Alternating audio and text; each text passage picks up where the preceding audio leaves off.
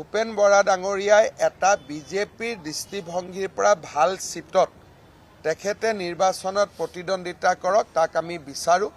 আৰু তেওঁৰ লগত চিটৰ কথা মই আলোচনা কৰাও নাই, কাৰণ কোনো ভূপেন বৰাৰ পৰ্যায়ত বাৰ্গেনিং কৰি মানুহে জইন নকৰে। যেতিয়া কিবা এটা বস্তুৰ প্ৰতি একদম ভাগি পৰে মন, তেতিয়াহে দলত যোগদান কৰে। তেওঁ কংগ্ৰেছৰ পৰা বিজেপিত যোগদান MLA হোৱাৰ কাৰণেতো কৰা নাই। কালি গোটেইকেইজন কংগ্ৰেছৰ লিডাৰ ইয়াতে আহিছিল। ভূপেন বৰাইতো ক'ব পাৰিলেহেঁতেন মোক ছেফ চিট এটা দিয়ক আৰু মই MLA হ'ম।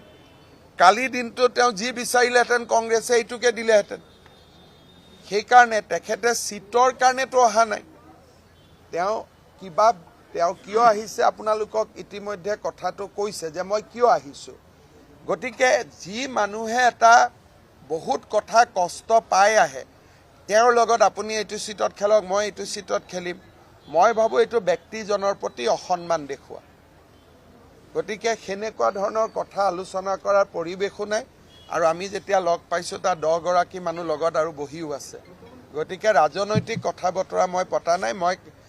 কালিয়ে মই ফোনত কথা পাতিছোঁ, তেওঁ যোগদান কৰিব। কিন্তু তেওঁৰ যোগদানটোৰ মই যে আনন্দিত, মোৰ মনটো ভাল লাগিছে বা আমাৰ দলৰ কাৰ্যকৰ্তাসকলেও ভাল পাইছে, সেইকাৰণে মই তেওঁ ঘৰলৈকে আহিছিলোঁ। ইয়াত কোনো বাৰ্গেনিং নাই, কাৰণ আমি কথা পাতোঁতেও 10জন মানুহ লগত একেলগে বহি চাহ পানী খায়ে কথা পাতি আছিলোঁ।